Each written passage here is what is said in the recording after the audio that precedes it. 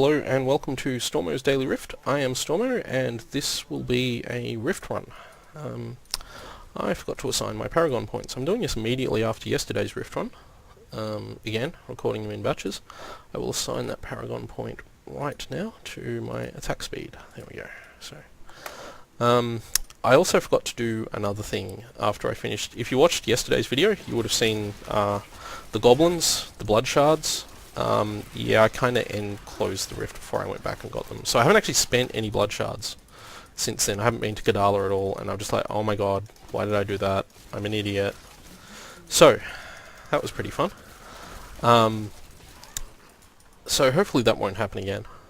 I'll be a bit smarter about that if I come across a blood shard goblin. Oh god, they have Nightmarish.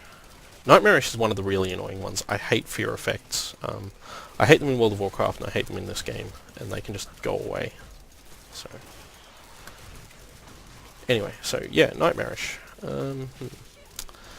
So, I accidentally closed the rift. I didn't intend to, but my habit once I get out of a rift is to go to OREC, close the rift, and then do all the other stuff I need to do. And I just, on autopilot, got out of the rift, did that, lost all those blood shards. So, on the bright side, I now have 500 blood shards, which means if I get any more from this, I will have to go to Kadala and pick up a bunch of loot. I'll probably just gamble pants on Kadala. I like Kadala. The thing with Kadala is you sort of have to treat her as a bonus, in the sense that it's just a way of converting blood shards most of the time into crafting materials. And it costs you nothing, really. I mean, you get the blood shards for completing rifts and various other things. And it essentially doesn't cost you anything. That's why Blizzard cap them, because they don't want players hoarding blood shards. Is that Vortex? It is Vortex. Oh god, we have a lot of things here. This is quite painful. And with the latency I'm currently rocking, it's going to get even more painful. Yes, that was a good time to blow the latency out to about 600. So we'll revive, and we'll set down a bunch of turrets. Oh god, we're gonna die again. Nope. Just need to get away. Problem is, I'm running further and further into it. I should be running back to areas I've cleared, and they have those annoying tongue enemies. I hate those guys. And one of these things has Jailer. So I'm going to try and get back around over here. I've got like a billion enemies coming after me. Drop the turret there. If I can drop some turrets, that gives me some control. Put out some marked for deaths. Here we go. Okay. Oh.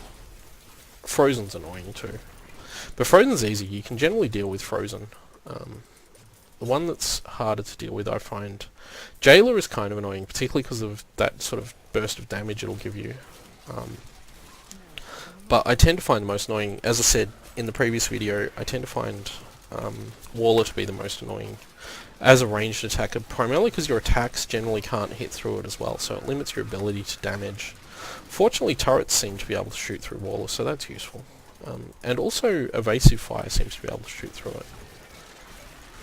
So, unless I've misread that, maybe it doesn't, and I'm just seeing the animation appear through it. If I get a Waller, I'll test that. Okay, hopefully my latency's gonna settle down. I'm still uploading a YouTube video in the background of this, so that's why the latency's a bit crazy. This is the Battlefields of Eternity. I tend to find with this one that it tends to be one that I stay on. Like, I don't generally go down rift levels when I'm on Battlefields of Eternity, because it's such a big map, and the exit can be in a lot of different places, so... Arcane Sentries. Don't have a huge problem with Arcane Sentries. They do a lot of damage if you're not prepared for it, but generally you get enough warning that they're coming out to be able to deal with it. They can be annoying if you're in like a narrow area, obviously, which is kind of the intent, I suppose, but yeah. The one problem I have with them primarily is that when you get a elite that has minions that do Arcane Sentry, it can be really frustrating because you can get like maybe 7 or 8 minions and they all fire arcane sentries, and all of a sudden you just have this huge screen full of these beams spinning around. I think Blizzard should look at reducing the either reducing the number of minions that arcane sentry mobs have, or eliminating it as a minion affix. Because I don't think something that makes it necessarily harder. It's one of those ones that's tedious more than hard. You suddenly have to deal with like, 10, 20 arcane affixes sometimes, and all of a sudden you've got to move around that, and it can be really hard. Maybe they could nerf the casting rate for it. Maybe they have nerfed the casting rate for it. I haven't actually encountered that situation since the most recent patch, actually, now that I think about it, but I don't recall seeing anything about it in patch notes. Maybe it changed in an earlier patch.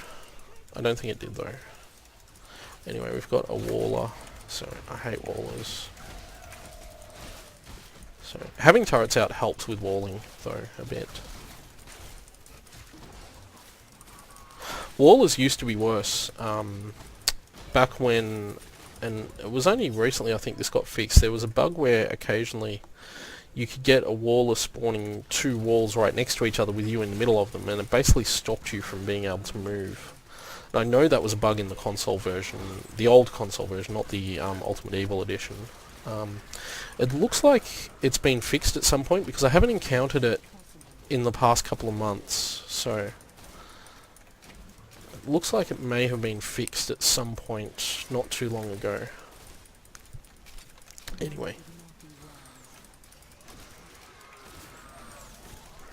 Speaking of features that were in the console edition first, Nephilim Glory. I like Nephilim Glory a lot. It fixes... Well, it doesn't really fix anything, it's just a nice bonus to get. And keeping it stacked is really fun.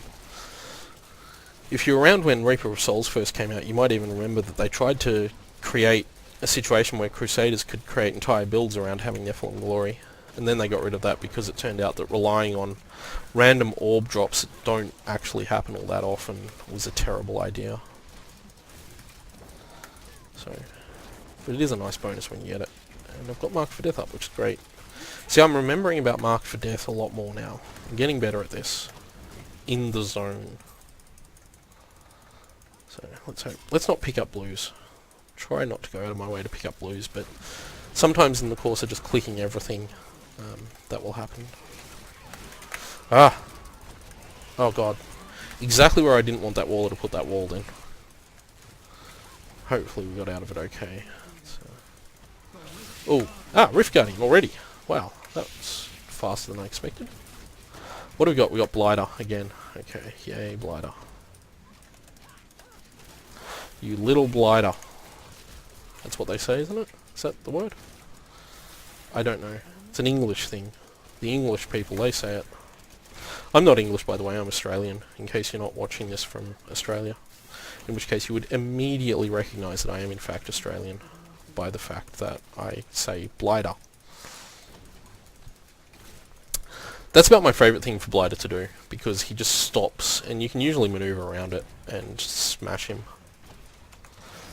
It is annoying if you get him in like one of those sort of narrow dungeon type enclosures. Yeah. I'm not going to close the rift before I come back to pick those up, so we're going to do a trip to Kadala. Oh, we've got monsters over here, just kill it, whatever. Oh crap.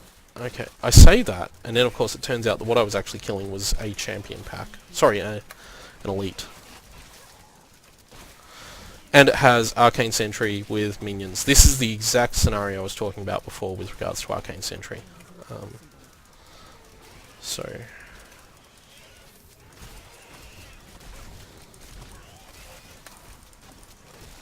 Okay, it's about to die, and we're going to... Oh, it dropped the legendary. That was absolutely worth it. You know what? I'll identify the legendary amulet so that you can all see it. Oh, I forgot to mention, the legendaries I got yesterday, one was a Dawn hand crossbow. That's a Squirt's necklace. That's not really that useful. One was a Dawn, and the other one was a Treyu. So, and that Atreyu was actually an upgrade from the Bariza Jaw cannon that I had before, so I'm happy about that. So, yep. And that was about the most interesting thing to happen on this run, so I'm pretty happy about that, and I will be back next week with more rifts.